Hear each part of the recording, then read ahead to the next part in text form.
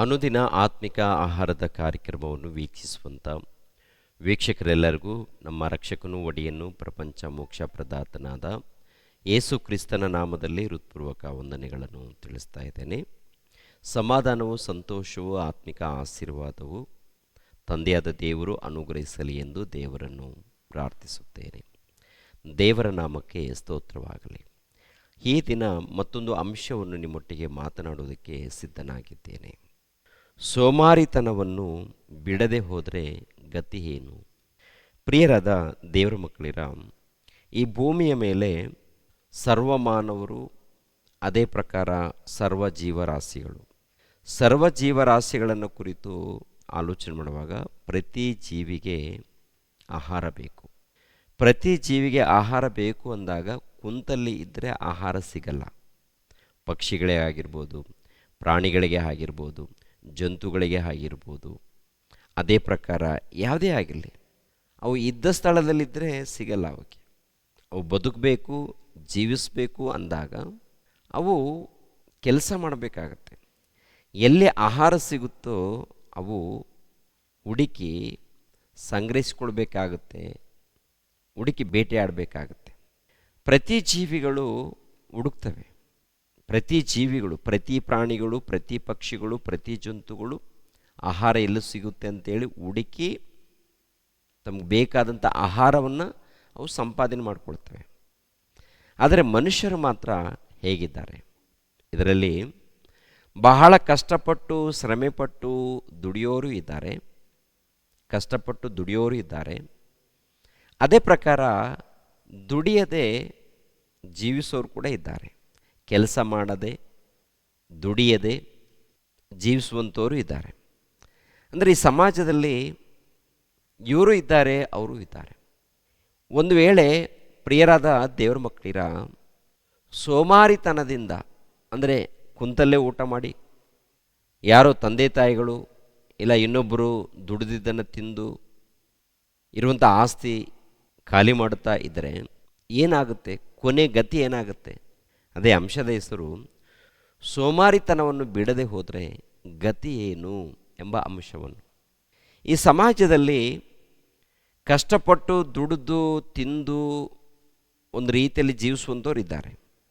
ಅದೇ ರೀತಿಯಲ್ಲಿ ಬಹಳ ಆಸ್ತಿ ಇದೆ, ನನಗೇನು ತೊಂದರೆ ಇಲ್ಲ, ನಾನು ಕುಳಿತುಕೊಂಡು ಊಟ ಮಾಡ್ತೀನಿ, ಕುಡಿತೀನಿ, ಎಂಜಾಯ್ ಮಾಡ್ತೀನಿ, ಈ ಕಡೆ ಆ ಕಡೆ ತಿರುಗಾಡ್ತೀನಿ, ನಾನೇನು ಕೆಲಸ ಮಾಡಲ್ಲ, ನನ್ನ ಕೆಲಸ ಮಾಡುವಂಥ ಅವಶ್ಯಕತೆ ಇಲ್ಲ ಅಂತ ಹೇಳಿ ಇನ್ನೂ ಕೆಲವರು ಸೋಮಾರಿಗಳಾಗಿ ಜೀವಿಸ್ತಾ ಇರ್ತಾರೆ. ಕೊನೆಯದಾಗಿ ಅವರ ಗತಿ ಏನಾಗುತ್ತೆ ಎನ್ನುವಂಥದ್ದು ವಾಕ್ಯದ ಮೂಲಕ ನಾವು ತಿಳಿದುಕೊಳ್ಳೋಣ. ಪ್ರಿಯರೇ, ಜ್ಞಾನೋಕ್ತಿಗಳ ಗ್ರಂಥ 6ನೇ ಅಧ್ಯಾಯ 6ನೇ ವಚನವನ್ನು ದೇವರು ಪ್ರೀತಿಸಿ ತನ್ನ ಭಕ್ತರ ಮೂಲಕ ಹೇಳುವಂಥ ಮಾತು. 6ನೇ ಅಧ್ಯಾಯ 6ನೇ ವಚನ: ಸೋಮಾರಿಯೇ, ಇರುವೆಯ ಹತ್ತಿರ ಹೋಗಿ ಅದರ ನಡವಳಿಕೆಯನ್ನು ನೋಡಿ ಜ್ಞಾನವನ್ನು ತಂದುಕೋ. ಎಲ್ಲಿಗೆ ಹೋಗ್ಬೇಕಂತ ಹೇಳ್ತಾ ಇದ್ದಾರೆ ದೇವರು? ಎಲ್ಲೋ ಪರ್ವತಕ್ಕೆ ಹೋಗಿ ಜ್ಞಾನವನ್ನು ಕಲಿ, ಇಲ್ಲಾಂದರೆ ದೊಡ್ಡ ಪ್ರಾಣಿಗಳ ಬಳಿಯಲ್ಲಿ ಹೋಗಿ ಜ್ಞಾನವನ್ನು ಕಲಿ ಅಂತ ಹೇಳ್ತಾ ಇಲ್ಲ. ಯಾರಿಗೆ ಪ್ರಿಯರೇ? ಸೋಮಾರಿಗಳಾಗಿ ಜೀವಿಸುವಂಥವರಿಗೆ. ಅಂದರೆ ದೇವರು ನಮಗೆ ಬುದ್ಧಿ ಮಾತುಗಳನ್ನು ಹೇಳ್ತಾ ಇದ್ದಾರೆ ಅಂತೇಳಿ ಅರ್ಥ ಮಾಡ್ಕೋಬೇಕು. ತಪ್ಪಾಗಿ ಅರ್ಥ ಮಾಡ್ಕೋಬಾರ್ದು. ತಪ್ಪಾಗಿ ಅರ್ಥ ಮಾಡಿಕೊಂಡ್ರೆ ನಾವು ನಾಶ ತಂದುಕೊಳ್ತೀವಿ. ತಪ್ಪು ಯಾವಾಗಲೂ ಅರ್ಥ ಮಾಡ್ಕೊಳ್ಬಾರ್ದು. ಇವಾಗ ವಿದ್ಯಾರ್ಥಿಗಳಿರ್ತಾರಲ್ಲ, ಶಾಲೆಯಲ್ಲಿ ಮಾಸ್ಟ್ರು ಬುದ್ಧಿ ಮಾತುಗಳನ್ನು ಹೇಳ್ತಾರೆ, ಟೀಚರ್ಸ್ರವರು ಎಚ್ಚರಿಕೆ ಮಾತುಗಳನ್ನು ಹೇಳ್ತಾರೆ, ಬುದ್ಧಿ ಮಾತುಗಳನ್ನು ಹೇಳ್ತಾರೆ, ವಿದ್ಯೆಯನ್ನು ಕಲಿಸ್ತಾರೆ, ಜ್ಞಾನವನ್ನು ಕಲಿಸ್ತಾರೆ. ವಿಧೇಯರಾಗಬೇಕು. ನೀವೇ ನನಗೆ ಹೇಳೋದು ಅಂತ ಹೇಳಿ ಟೀಚರ್ಸ್ರವರಿಗೆ ಎದುರುತ್ತರ ಕೊಡಬಾರ್ದು. ಅದೇ ಪ್ರಕಾರ ಮಾಸ್ಟರ್ಸ್ರವರಿಗೆ ಎದುರುತ್ತರ ಕೊಡಬಾರ್ದು. ಅದೇ ರೀತಿಯಲ್ಲಿ ತಂದೆ ತಾಯಿಗಳಿಗೂ ಎದುರುತ್ತರ ಕೊಡಬಾರ್ದು. ಕಲಿಬೇಕು. ದೇವರು ನಮಗೆ ಒಳ್ಳೆಯದಕ್ಕಾಗಿ ಹೇಳ್ತಾ ಇದ್ದಾರೆ, ನಮ್ಮ ಹಿತಕ್ಕಾಗಿ ಹೇಳ್ತಾ ಇದ್ದಾರೆ. ಆದ್ದರಿಂದ ನಾವು ಕಲಿಬೇಕು ಅಂತೇಳಿ ವಿಧೇಯರಾಗಬೇಕು. ಪ್ರಿಯರಾದ ದೇವರ ಮಕ್ಕಳಿರ, ನೋಡಿ, ಗಮನಿಸಬೇಕು. ಸೋಮಾರಿಯೇ, ಇರುವೆಯ ಹತ್ತಿರ ಹೋಗಿ ಅದರ ನಡವಳಿಕೆಯನ್ನು ನೋಡಿ ಜ್ಞಾನವನ್ನು ತಂದುಕೋ ಅದರ ನಡವಳಿಕೆಯನ್ನು ನೋಡಿ. ಅಂದರೆ ಇರುವೆ ಎಷ್ಟಿದೆ ಹೇಳಿ? ಚಿಕ್ಕ ಏನ್ರಿ ಒಂದು ಸಾಸಿವೆ ಕಾಳಿದೆಯಲ್ಲ, ಎಲ್ಲರಿಗೂ ಗೊತ್ತಿರುವಂಥ ವಿಷಯ. ಬಹಳ ಚಿಕ್ಕ ಜೀವಿಗಳು, ಬಹಳ ಚಿಕ್ಕವು. ಈ ಚಿಕ್ಕ ಜೀವಿಯಲ್ಲಿ ಅದಕ್ಕೆ ತಲೆ ಎಷ್ಟಿದೆ, ಅದರಲ್ಲಿ ಮೆದುಳು ಎಷ್ಟಿದೆ, ಅದರಲ್ಲಿ ಜ್ಞಾಪಕ ಶಕ್ತಿ ಎಷ್ಟಿದೆ, ಒಂದ್ಸರಿ ಯೋಚನೆ ಮಾಡಿ. ಇವಾಗ ನಮ್ಮ ದೇಹ ಎಷ್ಟಿದೆ? ಸುಮಾರು 5 ಅಡಿ 6 ಅಡಿ. ಅದರ ಶರೀರ ಎಷ್ಟಿದೆ? ಬಹಳ ಚಿಕ್ಕದು. ಚಿಕ್ಕ ಒಂದು ಜೀವಿಯ ಬಳಿಯಲ್ಲಿ, ಚಿಕ್ಕ ಒಂದು ಇರುವೆಯ ಬಳಿಯಲ್ಲಿ ಹೋಗಿ ನಾವು ಜ್ಞಾನವನ್ನು ಕಲಿಬೇಕು ಅಂತೇಳಿ ದೇವರು ತನ್ನ ಭಕ್ತರ ಮೂಲಕ ಹೇಳುವಂಥ ಮಾತು. ಯಾರಿಗೆ ಹೇಳುವಂಥ ಮಾತು? ಸೋಮಾರಿಗಳಿಗೆ ಹೇಳುವಂಥ ಮಾತು. ಅಂದರೆ ಈ ಲೋಕದಲ್ಲಿ ಎಲ್ಲರೂ ಸೋಮಾರಿಗಳಾಗಿಲ್ಲ. ಒಳ್ಳೆ ರೀತಿಯಿಂದ ಕೆಲಸ ಮಾಡ್ಕೊಳ್ತಾ ಇದ್ದಾರೆ, ಒಳ್ಳೆ ರೀತಿಯಿಂದ ಊಟ ಮಾಡ್ಕೊಳ್ತಾ ಇದ್ದಾರೆ, ಸಂಪಾದನೆ ಮಾಡ್ಕೊಳ್ತಾ ಇದ್ದಾರೆ, ಲೋಕದ ರೀತಿಯಲ್ಲಿ ನಡೀತಾ ಇದೆ. ಇದೇನಪ್ಪ ಅಂದರೆ ಆತ್ಮಿಕ ರೀತಿಯಲ್ಲಿ ಪರಿಶೋಧನೆ ಮಾಡುವಾಗ ಟೋಟಲ್ ಪ್ರಪಂಚ ಸೋಮಾರಿತನದಿಂದ ಇದೆ ಎನ್ನುವಂಥದ್ದು ಮರಿಬಾರ್ದು. ಮೊದಲನೇದಾಗಿ ನೋಡುವಾಗ ಕೆಲಸ ಮಾಡದೆ ಇರುವಂಥ ಆಸ್ತಿಯನ್ನು ಪ್ರತಿನಿತ್ಯ ಖಾಲಿ ಮಾಡ್ತಾ ಇರ್ತಾರೆ. ತಂದೆ ತಾಯಿಗಳ ಮೇಲೆ ಭಾರ ಆಗ್ತಾ ಇರ್ತಾರೆ, ಹೆಂಡತಿ ಮೇಲೆ ಭಾರ ಆಗ್ತಾ ಇರ್ತಾರೆ, ಇನ್ನು ಕೆಲವರು ಗಂಡನ ಮೇಲೆ ಭಾರ ಆಗ್ತಾ ಇರ್ತಾರೆ. ಇನ್ನು ಏನ್ರಿ ಸ್ತ್ರೀ ಪುರುಷರ ಮಧ್ಯದಲ್ಲಿ ಕೆಲವರು ಸ್ತ್ರೀಯರು ಕಷ್ಟಪಟ್ಟು ದುಡಿತಾ ಇರ್ತಾರೆ, ತಂದೆ ತಾಯಿಗಳಿಗೆ ಒಳಪಟ್ಟು, ಅತ್ತೆ ಮಾವರವರಿಗೆ ಒಳಪಟ್ಟು ದುಡಿದು ಒಳ್ಳೆ ಮಾನ ಮರ್ಯಾದೆಯಿಂದ ನಡೀತಾ ಇರ್ತಾರೆ. ಆದರೆ ಗಂಡನು ಕುಡುಕನಾಗಿ ಮನೆಯಲ್ಲಿರುವಂಥ ಆಸ್ತಿ ಪಾಸ್ತಿಯನ್ನು ಹಾಳು ಮಾಡ್ತಾ ಇರ್ತಾನೆ. ಹೆಂಡತಿಯನ್ನು ಕಷ್ಟಪಟ್ಟು ದುಡಿತಾ ಇರ್ತಾಳೆ. ದುಡಿದಂಥ ಹಣವನ್ನು ಕೂಡ ಈ ಮನುಷ್ಯ ಕುಡಿದು ಹಾಳು ಮಾಡ್ತಾ ಇರ್ತಾನೆ. ಒಂದು ರೀತಿಯಲ್ಲಿ ಲೋಕದಲ್ಲಿ ಆ ಕಡೆ ಈ ಕಡೆ ತಿರುಗಾಡೆ ಹಾಳು ಮಾಡ್ಕೊಳ್ತಾ ಇರ್ತಾನೆ. ಹೀಗೆ ಹಾಳು ಮಾಡುವಂಥ ಮನುಷ್ಯರು ಬಹಳ ಮಂದಿ ಇದ್ದಾರೆ. ಒಂದು ಸಾರಿ ಆಲೋಚನೆ ಮಾಡಿ ಪ್ರಿಯರಾದ ದೇವ್ರ ಮಕ್ಕಳಿರ. ಹಾಗಿದ್ದಾಗ ಬರ್ತಾ ಏನಾಗುತ್ತೆ? ಮನೆಯಲ್ಲಿ ಸಮಾಧಾನ ಇರಲ್ಲ, ಹೆಂಡತಿಗೂ ಸುಖ ಇರಲ್ಲ, ಗಂಡನಿಗೆ ಸುಖ ಇರಲ್ಲ, ತಂದೆ ತಾಯಿಗಳಿಗೂ ಸುಖ ಇರಲ್ಲ. ಒಂದು ರೀತಿಯಲ್ಲಿ ಕಿರಿಕಿರಿ, ಸಮಾಧಾನ ಇರಲ್ಲ. ಮತ್ತು ಸಮಾಧಾನ ಸಿಗಬೇಕಂದ್ರೆ, ನೆಮ್ಮದಿ ಸಿಗಬೇಕಂದ್ರೆ ನಾವು ದುಡಿಬೇಕು, ಕಣ್ಣು ತುಂಬ ನಿದ್ದೆ ಬರಬೇಕು, ಆರೋಗ್ಯವಾಗಿ ಇರಬೇಕು, ಮನೆಯಲ್ಲಿ ಸಮಾಧಾನವಾಗಿರಬೇಕು, ಕುಟುಂಬ ಸಹಿತವಾಗಿ ಆನಂದವಾಗಿರಬೇಕು. ಈ ಆನಂದವಾಗಿರಬೇಕು ಅಂದಾಗ, ಸಮಾಧಾನ ಸಂತೋಷದಿಂದ ಇರಬೇಕು ಅಂದಾಗ ಪ್ರತಿಯೊಬ್ಬರು ದುಡಿಬೇಕು, ಪ್ರತಿಯೊಬ್ಬರು ಕೆಲಸ ಮಾಡಬೇಕು, ಪ್ರತಿಯೊಬ್ಬರು ಒಳ್ಳೆ ಊಟ ಮಾಡಬೇಕು, ಇದ್ದದರಲ್ಲಿ ತೃಪ್ತಿ ಪಡಬೇಕು, ಇಲ್ಲದನ್ನು ಕೋರಿಕೊಳ್ಳಬಾರ್ದು. ಹೀಗೆ ಇದ್ದಾಗ ಕುಟುಂಬ ಅದ್ಭುತವಾಗಿರುತ್ತೆ. ಅದಕ್ಕೆ ಇಲ್ಲಿ ದೇವರು ತನ್ನ ಭಕ್ತರ ಮೂಲಕ ಹೇಳುವಂಥ ಮಾತನ್ನು ಗಮನಿಸಬೇಕು. ಸೋಮಾರಿಯೇ, ಇರುವೆಯ ಹತ್ತಿರ ಹೋಗಿ ಅದರ ನಡವಳಿಕೆಯನ್ನು ನೋಡಿ ಜ್ಞಾನವನ್ನು ತಂದುಕೋ. ಅದಕ್ಕೆ ನಾಯಕ ಅಧಿಕಾರಿ ಪ್ರಭುಗಳು ಇಲ್ಲದಿದ್ದರೂ ಸುಗ್ಗಿಯಲ್ಲಿ ತನ್ನ ತಿನಿಯನ್ನು ಕೂಡಿಸಿಡುವುದು, ಕೊಯ್ಲಿನ ಕಾಲದಲ್ಲಿ ತನಗೆ ಬೇಕಾದಷ್ಟು ಆಹಾರವನ್ನು ಸಂಗ್ರಹಿಸಿಟ್ಟುಕೊಳ್ಳುವುದು. ಅಂದರೆ ಅದು ಚಿಕ್ಕ ಇರುವೆ ಸಂಗ್ರಹಿಸಿಕೊಳ್ಳುತ್ತಾ? ಹೌದು ಪ್ರಿಯರೇ. ಈ ಇರುವೆಯಲ್ಲಿ ನೋಡುವಾಗ ಪ್ರಿಯರಾದ ದೇವರ ಮಕ್ಕಳಿರ, ಸುಮಾರು ಒಂದು 14,000 ಜಾತಿಗಳು. ಎಷ್ಟು ಸಾವಿರ ಜಾತಿಗಳು? ಸುಮಾರು 14,000 ಜಾತಿಗಳು ಇರುವೆಗಳಲ್ಲಿ ಇರುವಂಥ ಜೀವಿಗಳು. ಎಲ್ಲ ಇರುವೆಗಳನ್ನು ಪರಿಶೋಧನೆ ಮಾಡುವಾಗ ತಮಗೆ ಬೇಕಾದಂಥ ಆಹಾರವನ್ನು ಸಂಗ್ರಹಿಸಿಕೊಳ್ಳುತ್ತೆ. ಎರಡನೇದಾಗಿ ಆಹಾರ ಸಿಕ್ಕಿದೆ ಅಂತ ತಿಳ್ಕೊಳ್ಳಿ, ಅದೇನು ಮಾಡುತ್ತೆ ಗೊತ್ತಾ?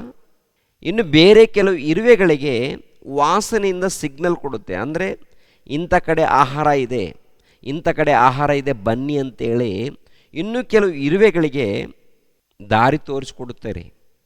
ಅದಕ್ಕೆ ನೋಡಿ, ಎಲ್ಲಾದರೂ ಆಹಾರ ಇರುವಾಗ, ಅದಕ್ಕೆ ಬೇಕಾದಂಥ ಆಹಾರ ಇರುವಾಗ 1-2 ಇರುವೆಗಳಿರಲ್ಲ, ಬಹಳ ಇರುವೆಗಳು ಒಗ್ಗಟ್ಟಾಗಿ ಬರುತ್ತೆ, ಆಹಾರವನ್ನು ಸಂಗ್ರಹಿಸಿಕೊಳ್ಳುತ್ತೆ.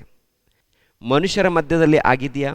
ಎಲ್ಲಾದರೂ ಆಹಾರ ಸಿಗ್ತಾ ಇದೆಯಂದರೆ, ಎಲ್ಲಾದರೂ ಕೆಲಸ ಸಿಗ್ತಾ ಇದೆಯಂದರೆ ಎಲ್ಲರೂ ಸೇರಿ ಹಂಚ್ಕೊಳ್ಳುವಂಥ ಮನಸ್ಸಿಲ್ಲ ಇವರಿಗೆ. ಎಲ್ಲರೂ ಸೇರಿ ಹಂಚಿಕೊಳ್ಬೇಕು, ಎಲ್ಲರೂ ಸೇರಿ ದುಡಿಬೇಕು, ಎಲ್ಲರೂ ಸೇರಿ ಆಹಾರವನ್ನು ಸಂಪಾದಿಸ್ಕೋಬೇಕು ಎಂಬುವಂಥ ಮನಸ್ಸಿಲ್ಲ. ಏನಿದೆಪ್ಪ ಅಂತ ನೋಡುವಾಗ ನಾನು ಅಂತೇಳಿ ಜಗಳ ಆಡ್ತಾ ಇರ್ತಾನೆ, ನಂದು ಅಂತೇಳಿ ಒದ್ದಾಡ್ತಾ ಇರ್ತಾನೆ. ಕೊನೆಯದಾಗಿ ನನ್ನ ಆಸ್ತಿ, ನನ್ನ ಸಂಪತ್ತು ಅಂತೇಳಿ ಜಗಳ, ಇನ್ನೊಬ್ಬರನ್ನ ದೋಚ್ಕೊಳ್ತಾನೆ, ಇನ್ನೊಬ್ಬರಿಗೆ ಮೋಸ ಮಾಡ್ತಾನೆ, ಇನ್ನೊಬ್ಬರಿಗೆ ಅನ್ಯಾಯ ಮಾಡ್ತಾನೆ. ಆದರೆ ಇರುವೆಗಳು ಮಾತ್ರ ಈ ರೀತಿ ಮಾಡಲ್ಲ. ಮನುಷ್ಯನು ನೋಡುವಾಗ ದೊಡ್ಡದೊಂದು ತಲೆ ಇದೆ, ಸುಮಾರು 6 ಅಡಿ ಎತ್ತರ ಇದ್ದಾನೆ. ಆಮೇಲೆ 50 K G, 60 K G, 70 K G, ಇಲ್ಲ 40 ಕೆ ಜಿ ತೂಕ ಇದ್ದಾನೆ. ಏನ್ರಿ ಇದು 1 ಗ್ರಾಮ್ಗಿಂತ ಇನ್ನೂ ಕಡಿಮೆ. 1 ಗ್ರಾಮ್ಗಿಂತ ಏನ್ರಿ 1 ಗ್ರಾಮಿನಲ್ಲಿ ಎಷ್ಟು ಇರುವೆಗಳಿರ್ತವೆ? ಬಹಳ ಕಡಿಮೆ ತೂಕದಲ್ಲಿದ್ದಂಥ ಇವು ಏನ್ರಿ, ಅವುಗಳನ್ನು ಕುರಿತು ದೇವರು ಹೇಳುವಂಥ ಮಾತು, ಸೋಮಾರಿಯೇ ಇರುವೆಯ ಬಳಿಗೆ ಹೋಗಿ ಜ್ಞಾನವನ್ನು ತಂದುಕೋ.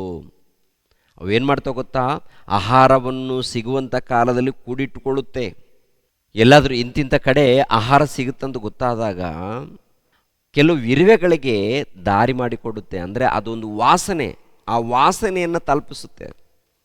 ಆವಾಗ ಎಲ್ಲ ಒಂದೇ ಕಡೆ ಸೇರಿಕೊಳ್ತವೆ, ಹೌದಲ್ವ? ಎಲ್ಲ ಒಂದೇ ಕಡೆ ಸೇರಿಕೊಂಡು ಎಲ್ಲ ಒಗ್ಗಟ್ಟಾಗಿ ಆಹಾರವನ್ನು ಕೂಡಿಟ್ಟುಕೊಳ್ಳುವಂಥದ್ದು ನೋಡ್ತೀವಿ. ಅವು ಬದುಕ್ತಾ ಇವೆ, ಅವು ಜೀವಿಸ್ತಾ ಇವೆ. ಆದರೆ ದೇವರ ಮಕ್ಕಳು ಅಂತ ಕರೆಯಲ್ಪಡುವಂಥ ಮಾನವರ ಮಧ್ಯದಲ್ಲಿ ಏನು ನಡೀತಾ ಇದೆ? ಯುದ್ಧಗಳು ನಡೀತಾ ಇದೆ, ಮಾರಣಕಾಂಡಗಳು ನಡೀತಾ ಇದೆ. ಯಾಕೆ ಯುದ್ಧಗಳು ನಡೀತಾ ಇದೆ ಗೊತ್ತಾ? ಆಸ್ತಿ ಕೂಡಿಟ್ಕೊಳ್ಬೇಕು ಅನ್ನೋದು, ದೇಶವನ್ನು ಸ್ವಾಧೀನಪಡಿಸ್ಕೊಳ್ಬೇಕು ಅನ್ನೋದು, ಇದೆಲ್ಲ ಕೂಡ ದುಷ್ಟಬುದ್ಧಿ ಅಲ್ವಾ? ದುರ್ಬುದ್ಧಿ ಅಲ್ವಾ? ದುರ್ಬುದ್ಧಿ, ದುಷ್ಟಬುದ್ಧಿ. ಸಂಪಾದನೆ ಮಾಡ್ಕೊಂಡು ಏನು ಮಾಡ್ತಾನೆ, ಆಮೇಲೆ ಇವನು ಕೂಡ ಹೋಗ್ತಾನಲ್ಲ, ಹೋಗ್ತಾನ, ಹಾಗೆ ಉಳಿತಾನ. 4 ಮಂದಿನ ಅಂದರೆ ಅನೇಕರನ್ನು ಕೊಂದಾಕಿ, ಅನೇಕರನ್ನು ಉಡಾಯಿಸಿ, ಚಿಂದಿ ಮಾಡಿ, ಹಾಳು ಮಾಡಿ ಕೂಡಿಟ್ಕೊಂಡಿದ್ದಾನೆ. ಹೇಗೆ ಕೂಡಿಟ್ಕೊಂಡಿದ್ದಾನೆಂದರೆ, ಅನೇಕರನ್ನ ಕೊಂದಾಕಿದ್ದಾನೆ, ಅನೇಕರನ್ನು ನಾಶ ಮಾಡಿದ್ದಾನೆ, ಇವನು ಕೂಡಿಟ್ಕೊಂಡಿದ್ದಾನೆ. ಆಮೇಲೆ ಇವನೇನಾದರೂ ಉಳಿತಾನ, ಇವನನ್ನೇ ಇನ್ನೊಬ್ಬರು ಕೊಂದಾಕ್ತಾನೆ. ಹೌದಲ್ವ? ಇದೇ ನಡೀತಾ ಇದೆ. ಅಂದರೆ ಮನುಷ್ಯನಿಗೆ ಬುದ್ಧಿಜ್ಞಾನ ಇದೆ, ದೇವರ ಜ್ಞಾನ ಇದೆ, ಎಲ್ಲ ಇದ್ದರೂ ಕೂಡ ಮನುಷ್ಯನು ಕ್ರೂರನಾಗಿದ್ದಾನಂದರೆ, ದುಷ್ಟನಾಗಿದ್ದಾನಂದರೆ, ಭ್ರಷ್ಟನಾಗಿದ್ದಾನಂದರೆ, ಪ್ರಿಯರಾದ ದೇವರ ಮಕ್ಕಳೇ ಯೋಚನೆ ಮಾಡಿ ಪ್ರಿಯರೇ. ಮೊದಲನೇದಾಗಿ ಈ ಲೋಕದಲ್ಲಿ ಬದುಕಬೇಕಂದಾಗ ಖಂಡಿತವಾಗಿ ಕೆಲಸ ಮಾಡಲೇಬೇಕು ಅಂತ ಹೇಳ್ತಾರೆ. ಇದ್ದದರಲ್ಲೇ ಎಲ್ಲ ಬರಬೇಕು ಅಂತೆಲ್ಲ. ಇವಾಗ ಕ್ರೈಸ್ತರಲ್ಲಿ ಕೆಲವರು ಪ್ರಾರ್ಥನೆ ಏನಪ್ಪ ಅಂದರೆ, ಎಲ್ಲ ಬರಬೇಕು, ಕೊಡಿ ದೇವರೇ, ಕೊಡಿ ದೇವರೇ, ಕೊಡಿದೆ. ನೀವು ಕೆಲಸ ಮಾಡಲ್ವಾ? ಕಷ್ಟಪಡಲ್ವಾ? ದುಡಿಯಲ್ವಾ? ಇದ್ದದರಲ್ಲಿ ಎಲ್ಲ ಬಂದ್ಬಿಡ್ಬೇಕಾ? ನಾನು ಪ್ರಾರ್ಥನೆ ಮಾಡಿದ್ದೀನಲ್ಲ, ಯಾಕೆ ಬರಬಾರ್ದು?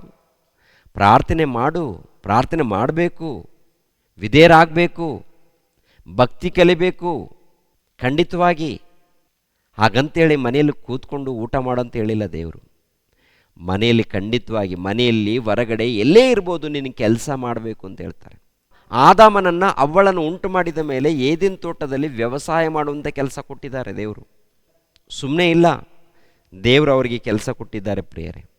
ಪ್ರತಿಯೊಬ್ಬರೂ ಕೂಡ ಕೆಲಸ ಮಾಡಬೇಕು, ಆಹಾರವನ್ನು ಸಂಗ್ರಹಿಸಿಕೊಳ್ಬೇಕು. ಇದು ಭೌತಿಕವಾದಂಥ ಆಹಾರ. ಅದೇ ಪ್ರಕಾರ ಆತ್ಮಕ್ಕೆ ಸಂಬಂಧಪಟ್ಟಂಥ ಆಹಾರವನ್ನು ಕೂಡಿಟ್ಕೊಳ್ತಾ ಇದ್ದೀವ? ಆತ್ಮಕ್ಕೆ ಸಂಬಂಧಪಟ್ಟಂಥ ಆಹಾರ ನಮಗೆ ಗೊತ್ತಾ ಪ್ರಿಯರೇ? ಎಲ್ಲಿರುತ್ತೆ ಆ ಮಾತು? ಯೋಹಾನನು ಬರೆದ ಸುವಾರ್ತೆ 6ನೇ ಅಧ್ಯಾಯ 27ನೇ ವಚನ. ನಿಮಗೆ ನಿಜವಾಗಿ ಹೇಳುತ್ತೇನೆ, ನೀವು ನನ್ನನ್ನು ಹುಡುಕುವುದು ಸೂಚಕ ಕಾರ್ಯಗಳನ್ನು ನೋಡಿದರಿಂದಲ್ಲ, ಆ ರೊಟ್ಟಿ ತಿಂದು ಹೊಟ್ಟೆ ತುಂಬಿಸಿಕೊಂಡಿದ್ದರಿಂದಲೇ. ದುಡಿಯಿರಿ, ಕೆಟ್ಟು ಹೋಗುವ ಆಹಾರಕ್ಕಾಗಿ ದುಡಿಯಬೇಡಿರಿ, ನಿತ್ಯ ಜೀವಕ್ಕೆ ಉಳಿಯುವ ಆಹಾರಕ್ಕಾಗಿ ದುಡಿಯಿರಿ. ಇಂಥ ಆಹಾರವನ್ನು ಮನುಷ್ಯಕುಮಾರನು ನಿಮಗೆ ಕೊಡುವನು. ಇದಕ್ಕಾಗಿ ತಂದೆಯಾದ ದೇವರು ಆತನನ್ನು ನೇಮಿಸಿ ಮುದ್ರೆ ಹಾಕಿದ್ದಾನೆ. ಅಂದರೆ ನಿತ್ಯ ಜೀವಕ್ಕೆ ಬೇಕಾದಂಥ ಆಹಾರವನ್ನು ಸಂಪಾದನೆ ಮಾಡಿಕೊಳ್ಳೋದಕ್ಕೆ ನೀವು ದುಡಿರಿ. ನಿತ್ಯ ಜೀವಕ್ಕೆ ಬೇಕಾದಂಥ ಆಹಾರ ಅದು ನನ್ನಲ್ಲಿದೆ, ನಾನು ಅದಕ್ಕೆ ಬಂದಿದ್ದೀನಿ. ಯೇಸುಪ್ರಭು ಹೇಳುತ್ತಾರೆ, ನಾನು ಅದಕ್ಕೆ ಬಂದಿದ್ದೀನಿ. ಈ ಲೋಕದಲ್ಲಿ ಪ್ರತಿಯೊಬ್ಬರಿಗೆ ನಿತ್ಯ ಜೀವವನ್ನು ಕೊಡೋದಕ್ಕೆ ನನ್ನ ಬಳಿಗೆ ಬಂದು ನಾನು ಕೊಡುವಂಥ ಆಹಾರವನ್ನು ಭುಜಿಸಿದರೇ ನಿಮಗೆ ನಿತ್ಯ ಜೀವ. ನಾನು ಕೊಡುವಂಥ ಆಹಾರ ಅಂದರೆ ನಿತ್ಯ ಜೀವಕ್ಕೆ ಬೇಕಾದಂಥ ಆಹಾರವನ್ನು ಸಂಪಾದನೆ ಮಾಡಿಕೊಳ್ಳೋದಕ್ಕೆ ಈ ಲೋಕದಲ್ಲಿ ನೀವು ದುಡಿಬೇಕು ಅಂತ ಹೇಳ್ತಾರೆ. ಟೋಟಲ್ ಲೋಕದಲ್ಲಿದ್ದಂಥ ಎಲ್ಲ ಜನರು ಕಷ್ಟಪಡ್ತಾ ಇದ್ದಾರೆ, ದುಡಿತಾ ಇದ್ದಾರೆ. ಯಾತಕ್ಕಾಗಿಯಪ್ಪ ಅಂತ ನೋಡುವಾಗ ಕೇವಲ ಶರೀರದಗೋಸ್ಕರ, ಲೋಕದ ಸುಖದಗೋಸ್ಕರ. ಇವರು ಏನಾಗಿದ್ದಾರಪ್ಪ ಅಂತ ನೋಡುವಾಗ ಟೋಟಲ್ ಲೋಕದಲ್ಲಿದ್ದವರು ಕಷ್ಟಪಟ್ಟು ದುಡಿತಾ ಇದ್ದಾರೆ, ಆದರೆ ಆತ್ಮದ ಬಗ್ಗೆ ಮನವರಿಕೆ ಇಲ್ಲದೆ, ಜ್ಞಾನ ಇಲ್ಲದೆ, ಆತ್ಮದ ಬಗ್ಗೆ ಚಿಂತೆ ಇಲ್ಲದೆ ಲೋಕದ ರೀತಿಯಲ್ಲಿ ದುಡಿತಾ ಇದ್ದಾರೆ. ಲೋಕದ ರೀತಿಯಲ್ಲಿ ದುಡಿಬೇಕು. ಆ ದುಡಿಯುವಂಥ ಮುಖ್ಯ ಉದ್ದೇಶ ನಿತ್ಯ ಜೀವವನ್ನು ಪಡೆದುಕೊಳ್ಳೋದಕ್ಕೆ ದುಡಿಬೇಕು. ಪರಲೋಕವನ್ನು ಸಂಪಾದನೆ ಮಾಡಿಕೊಳ್ಳೋದಕ್ಕೆ ದುಡಿಬೇಕು. ಪರಲೋಕದಲ್ಲಿ ಗಂಟು ಮಾಡಿಟ್ಟುಕೊಳ್ಳೋದಕ್ಕೆ ದುಡಿಬೇಕು. ಅಂದರೆ ಪರಲೋಕವನ್ನು ಸಂಪಾದನೆ ಮಾಡಿಕೊಳ್ಳೋದಕ್ಕೆ, ಪರಲೋಕದಲ್ಲಿ ಸ್ಥಳವನ್ನು, ಪರಲೋಕದಲ್ಲಿ ನಿತ್ಯ ಜೀವವನ್ನು ಸಂಪಾದನೆ ಮಾಡಿಕೊಳ್ಳೋದಕ್ಕೆ ಈ ಲೋಕದಲ್ಲಿ ದುಡಿಬೇಕು. ದುಡಿದಿದ್ವಾ? ನಮಗೆ ಪರಲೋಕ ಸಿಗುತ್ತಾ? ಪರಲೋಕದಲ್ಲಿ ನಮಗೆ ಜಾಗ ಇದೆಯಾ? ಭೂಲೋಕದಲ್ಲಿ ಜಾಗ ಇದೆ. ಭೂಲೋಕದಲ್ಲಿ ಜಾಗ ಬೇಕು ಅಂದಾಗ, ಭೂಲೋಕದಲ್ಲಿ ಮನೆ ಬೇಕು ಅಂದಾಗ ಅದರ ಹಿಂದೆ ಬಹಳ ಕಷ್ಟಪಟ್ಟಿದ್ದೀರಾ, ಬಹಳ ಶ್ರಮೆ ಪಟ್ಟಿದ್ದೀರಾ, ರಾತ್ರಿ ಆಗಲೂ ದುಡಿದಿದ್ದೀರಾ, ಸಂಪಾದನೆ ಮಾಡಿದ್ದೀರಾ, ಮನೆಯನ್ನು ಕಟ್ಕೊಂಡಿದ್ದೀರಾ, ಯಾವುದೋ ಒಂದು ಸ್ಥಳವನ್ನು, ಏನೋ ಒಂದು ಜಾಗವನ್ನು ಕೊಂಡುಕೊಂಡಿದ್ದೀರಾ. ಮನೆ ಆಗಿರ್ಬೋದು, ಕಾರು ಬಂಗ್ಲೆ ಏನೇ ಆಗಿರ್ಬೋದು, ನೀವು ಕೊಂಡುಕೊಳ್ಬೇಕಾದ್ರೆ ಬಹಳ ವರ್ಷಗಳು ರಾತ್ರಿ ಹಗಲು ಕಷ್ಟಪಟ್ಟಿರೋದರಿಂದ ಬಂದಿದೆ. ಮತ್ತು ಪರಲೋಕದಲ್ಲಿ ಜಾಗ, ಅದನ್ನೇ ಹೇಳ್ತಾರೆ ಯೇಸು ಕ್ರಿಸ್ತರು ಮುಖ್ಯವಾಗಿ ಹೇಳುವಂಥ ಉದ್ದೇಶ ಏನಪ್ಪ ಅಂದರೆ, ಮತ್ತಾಯನ ಬರೆದ ಸುವಾರ್ತೆ 6ನೇ ಅಧ್ಯಾಯ 19ನೇ ವಚನ, ಭೂಲೋಕದಲ್ಲಿ ಗಂಟು ಮಾಡಿ ಇಟ್ಟುಕೊಳ್ಳಬೇಡಿರಿ, ಇಲ್ಲಿ ಅಂತೂ ಅದು ನುಸಿ ಹಿಡಿದು ಕಿಲುಬು ಹತ್ತಿ ಕೆಟ್ಟು ಹೋಗುವುದು, ಇಲ್ಲಿ ಕಳ್ಳರು ಕನ್ನ ಕೊರೆದು ಕದಿಯುವರು. ಆದರೆ ಪರಲೋಕದಲ್ಲಿ ಗಂಟು ಮಾಡಿ ಇಟ್ಟುಕೊಳ್ಳಿರಿ, ಅಲ್ಲಿ ಅದು ನುಸಿ ಹಿಡಿದು ಕಿಲುಬು ಹತ್ತಿ ಕೆಟ್ಟು ಹೋಗುವುದಿಲ್ಲ, ಅಲ್ಲಿ ಕಳ್ಳರು ಕನ್ನ ಕೊರೆಯುವುದೂ ಇಲ್ಲ, ಕದಿಯುವುದೂ ಇಲ್ಲ. ನಿನ್ನ ಗಂಟು ಇದ್ದಲ್ಲಿಯೇ ನಿನ್ನ ಮನಸ್ಸು ಇರುವುದಷ್ಟೇ. ನೋಡಿದ್ರ, ಗಮನಿಸಬೇಕು ಪ್ರಿಯರೇ. ಅಂದರೆ ಈ ಲೋಕದಲ್ಲಿ ನಾವು ಕಷ್ಟಪಟ್ಟು ದುಡಿಬೇಕು, ಕೆಲಸ ಮಾಡಬೇಕು, ಕುಟುಂಬವನ್ನು ಪೋಷಿಸಬೇಕು, ಕುಟುಂಬವನ್ನು ನೋಡಿಕೊಳ್ಬೇಕು, ತಂದೆ ತಾಯಿಗಳನ್ನು ನೋಡಿಕೊಳ್ಬೇಕು, ಹೆಂಡತಿಯನ್ನು ನೋಡಿಕೊಳ್ಬೇಕು, ಮಕ್ಕಳನ್ನು ನೋಡಿಕೊಳ್ಬೇಕು, ಕುಟುಂಬವನ್ನು ನೋಡಿಕೊಳ್ಬೇಕು, ಇನ್ನೊಬ್ಬರಿಗೆ ಭಾರಾಗಿ ಇರಬಾರ್ದು. ಎರಡನೇದಾಗಿ ಆತ್ಮಿಕವಾದಂಥ ಆಹಾರವನ್ನು ಸಂಪಾದನೆ ಮಾಡಿಕೊಳ್ಳೋದಕ್ಕೆ ಪ್ರಯಾಸ ಪಡಬೇಕು. ಆತ್ಮಿಕವಾದಂಥ ಆಹಾರ ಕೂಡ ಮನೆಯಲ್ಲಿ ಕೂತಂಥ ಸ್ಥಳದಲ್ಲಿ ಸಿಗಲ್ಲ. ಹುಡುಕಬೇಕು, ದುಡಿಬೇಕು, ಕಷ್ಟಪಡಬೇಕು, ನಿತ್ಯ ಜೀವವನ್ನು ಪಡ್ಕೊಳ್ಳೋದಕ್ಕೆ ಪ್ರಯಾಸ ಪಡಬೇಕು. ಆದ್ದರಿಂದ ಪ್ರಿಯರಾದ ದೇವರ ಮಕ್ಕಳಿಗೆ ಜಾಗೃತಿ ಪಡಿ. ಮತ್ತೊಂದು ವಚನವನ್ನು ನಾವು ನೋಡೋಣ. ಅದೇ ಜ್ಞಾನೋಕ್ತಿಗಳ ಗ್ರಂಥ 6ನೇ ಅಧ್ಯಾಯ 8ನೇ ವಚನ, ಸುಗ್ಗಿಯಲ್ಲಿ ತನ್ನ ತಿನಿಯನ್ನು ಕೂಡಿಸುವುದು, ಕೊಯ್ಲಿನ ಕಾಲದಲ್ಲಿ ತನಗೆ ಬೇಕಾದಷ್ಟು ಆಹಾರವನ್ನು ಸಂಗ್ರಹಿಸಿ ಇಟ್ಟುಕೊಳ್ಳುವುದು. ಸೋಮಾರಿಯೇ, ಎಷ್ಟು ಹೊತ್ತು ನಿದ್ರೆಯಿಂದ ಯಾವಾಗ ಎಚ್ಚರಗೊಳ್ಳುವಿ? ಇನ್ನೂ ಸ್ವಲ್ಪ ನಿದ್ದೆ, ಇನ್ನೂ ತುಸ ತೂಕಡಿಕೆ, ಇನ್ನು ಕೊಂಚ ನಿದ್ದೆಗಾಗಿ ಕೈ ಮುದುರುಕೊಳ್ಳುವೆ ಅಂದುಕೊಳ್ಳುವೆಯಾ? ಬಡತನವು, ದಾರಿಗಳನ ಹಾಗೂ ಕೊರತೆಯು ಪಂಜುಗಳ್ಳನಂತೆಯೂ ನಿನ್ನ ಮೇಲೆ ಬೀಳುವವು. ಅಂದರೆ ಈ ಲೋಕದಲ್ಲಿ ನಾವು ಬದುಕಬೇಕು, ಇನ್ನೊಬ್ಬರಿಗೆ ಭಾರ ಆಗಬಾರ್ದು, ಇನ್ನೊಬ್ಬರಿಗೆ ನೋವು ಕೊಡಬಾರ್ದು. ಮನೆಯಲ್ಲಿ ತಂದೆ ತಾಯಿಗಳಿಗೂ ನೋವು ಕೊಡಬಾರ್ದು, ಮನೆಯಲ್ಲಿ ಹೆಂಡತಿಗೆ ನೋವು ಕೊಡಬಾರ್ದು, ಗಂಡನಿಗೆ ನೋವು ಕೊಡಬಾರ್ದು, ಇನ್ನೊಬ್ಬರಿಗೆ ನೋವು ಕೊಡಬಾರ್ದು. ಯಾರ್ಯಾರ ಕೆಲಸ ಎಷ್ಟಿದೆ ಅಷ್ಟು ಮಾಡ್ಕೋಬೇಕು. ಹೆಂಡತಿ ಕೆಲಸ ಎಷ್ಟಿದೆ ಆ ಕೆಲಸ ಮಾಡ್ಕೋಬೇಕು. ಗಂಡನ ಕೆಲಸ ಏನಿದೆ ಆ ಕೆಲಸನ ಆತನ ಮಾಡ್ಕೋಬೇಕು. ಯೌವನ ಕಾಲದಲ್ಲಿ ಯಾರ್ಯಾರಿದ್ದೀರಾ ಆ ಕೆಲಸ ಅದು ಮುಗಿಸ್ಕೋಬೇಕು. ಯಾರ್ಯಾರಿಗೆ ಏನೇನು ಕೆಲಸ ಬರುತ್ತೋ ಆ ಕೆಲಸ. ಎಲ್ಲದಕ್ಕಿಂತ ಮುಖ್ಯವಾಗಿ ಆತ್ಮಿಕ ಆಹಾರವನ್ನು ಸಂಪಾದನೆ ಮಾಡಿಕೊಳ್ಬೇಕು, ದೇವರನ್ನು ತಿಳಿದುಕೊಳ್ಬೇಕು, ದೇವರ ಮಾರ್ಗದಲ್ಲಿ ನಡಿಬೇಕು, ದೇವರ ಸೇವೆ ಮಾಡಬೇಕು, ದೇವರು ಮೆಚ್ಚುವಂಥ ಕೆಲಸ ಮಾಡಬೇಕು. ದೇವರು ಕೊಟ್ಟಂಥ ಅವಕಾಶವನ್ನು ಸದ್ವಿನಿಯೋಗ ಮಾಡಿಕೊಳ್ಬೇಕು. ಇಲ್ಲದೆ ಹೋದರೆ ದುರ್ಗತಿ ಇದೆ ಪ್ರಿಯರೇ. ಭೌತಿಕವಾದಂಥ ಸೋಮಾರಿಯಾದರೆ ಆಸ್ತಿ ಎಲ್ಲ ನಾಶವಾಗುತ್ತೆ, ಕೊನೆಯದಾಗಿ ಬಿಕಾರಿ ಆಗಬೇಕಾಗತ್ತೆ, ಭಿಕ್ಷೆ ಬೇಡಬೇಕಾಗತ್ತೆ. ದೇವರ ವಾಕ್ಯದ ವಿಷಯದಲ್ಲಿ ಸೋಮಾರಿಯಾದರೆ ಬೆಂಕಿಯ ಕೊಂಡಕ್ಕೆ ಹೋಗಬೇಕಾಗತ್ತೆ. ದೇವರು ಜೀವಿತ ಕೊಟ್ಟಿದ್ದಾರೆ, ಈ ಜೀವಿತದಲ್ಲಿ ಸದ್ವಿನಿಯೋಗ ಮಾಡಿಕೊಳ್ಳಿ. ದೇವರಿಗೋಸ್ಕರ ಪ್ರಯಾಸ ಪಡಿ, ದೇವರ ಚಿತ್ತವನ್ನು ನೆರವೇರಿಸಿ. ದೇವರು ನಿಮ್ಮನ್ನು ನನ್ನನ್ನು ಆಶೀರ್ವದಿಸಲಿ. ಎಲ್ಲರೂ ತಲೆಬಾಗಿಸಿ ಪ್ರಾರ್ಥನೆ ಮಾಡಿಕೊಳ್ಳೋಣ. ನಮ್ಮನ್ನು ಬಹಳವಾಗಿ ಪ್ರೀತಿಸುವಂಥ ಪ್ರಿಯ ಪರಲೋಕದಲ್ಲಿದ್ದಂಥ ನಮ್ಮ ತಂದೆಯಾದ ದೇವರೇ, ನಿಮಗೆ ಸ್ತೋತ್ರಗಳು. ನೇರ ಪ್ರಸಾರವನ್ನು ವೀಕ್ಷಿಸುವಂಥ ಎಲ್ಲ ಮಕ್ಕಳನ್ನು ಆಶೀರ್ವದಿಸಿ. ಪ್ರತಿ ಕುಟುಂಬಕ್ಕೆ ನೆಮ್ಮದಿ, ಶಾಂತಿ, ಸಮಾಧಾನವನ್ನು ದಯಪಾಲಿಸಿ. ಯೇಸು ಪವಿತ್ರ ನಾಮದಲ್ಲಿ ಬೇಡಿ ಹೊಂದಿದೆವಪ್ಪ ತಂದೆಯೇ, ಆಮೇನ್. ಎಲ್ಲರಿಗೂ ವಂದನೆಗಳು.